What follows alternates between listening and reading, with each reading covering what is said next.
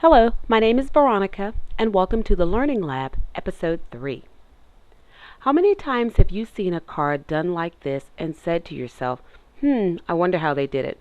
Well, I thought the same thing and found the answer over at splitcoaststampers.com. It's kind of a blind embossing technique that's done using the Cuttlebug and Cuttlebug folders. So come on in and let me share with you what I learned and how I was able to make this work for me. To get started, you're going to need your little Cuttlebug machine.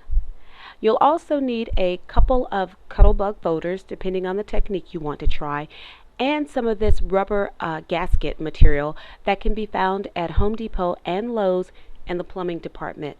Just tell them what you're looking for and they'll lead you right to it. You'll also need your plates for your Cuttlebug machine.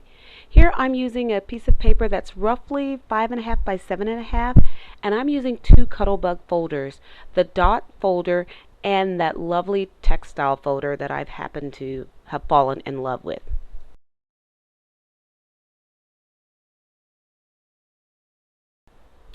Here I'm taking my rubber material, and because I want the entire bottom portion to be embossed, I'm going to completely cover that folder. It's at the top where the dots are that I want to leave a rectangle in the center. So I'm just going to arrange my rubber pieces to make that happen. The folder will only emboss where you have the rubber placed.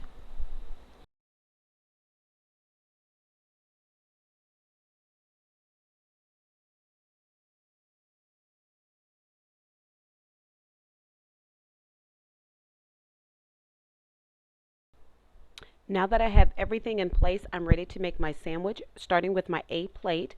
I'm using my Fiskars rubber mat, then my folders with the paper inside and the rubber securely on top, again making sure everything's lined up the way I want it. And then I'm going to cover the entire thing with the B plate and slide it through the Cuttlebug. Once I get it through to the other side, I'll bring it back through again just to make sure I get a nice, deep, crisp impression. If you don't have the other purple mat, you can use two B plates. I find that the extra rubber helps to hold my folders in place, and so nothing slips out in the process.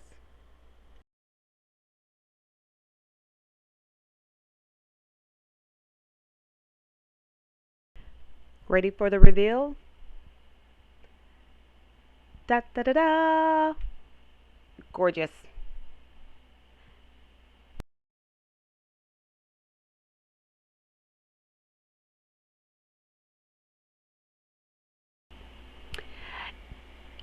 On this part, I want to put a line going down between the two folders.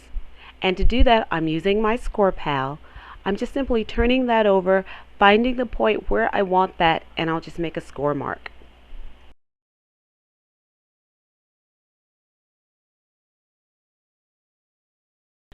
On this portion, I want to make a defined rectangular area here. So I am going to use one of my Nestabilities rectangle dies, tape that down onto my card, and place all of that on top of a hard surface using my embossing tool and just go around to define those lines. Now I can go back to my score pal, line that up on a line. Using my ruler, I can go through and make all four of my marks. And sorry for my hand being in the way, that's the only way I could do it. And there it is. You'll notice some little dots up in the left hand corner. No worries, we're going to get rid of that. Remember, this is embossed paper. I'm going to take my tool and use it to just rub out or buff out those dots that came up. You can do it on the top side, but be very careful or you may end up with shiny spots.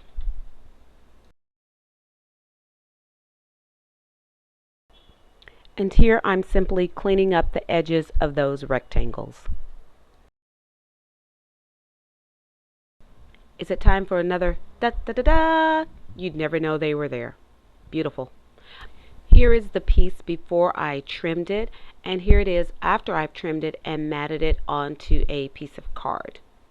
You can embellish this any way you want. I actually made these embellishments that I'm putting on there, and I'm joining it up with just some little fruit tree designs on there to give it a little pizzazz. I know it's showing up kind of bright here, but it's not as bold as it's looking on camera.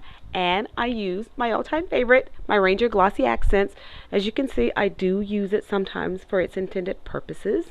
And I'll show you in a subsequent episode how I was able to create those little embellishments. Aren't they cute? Cute, cute, cute. You can also take chalk ink and distress ink and make this look however you want. I would say practice on the pieces that you removed from your card. Here I'll share with you some of the additional cards that I made using this method and showcasing some of the embellishments that I made myself, which I will share with you in subsequent episodes.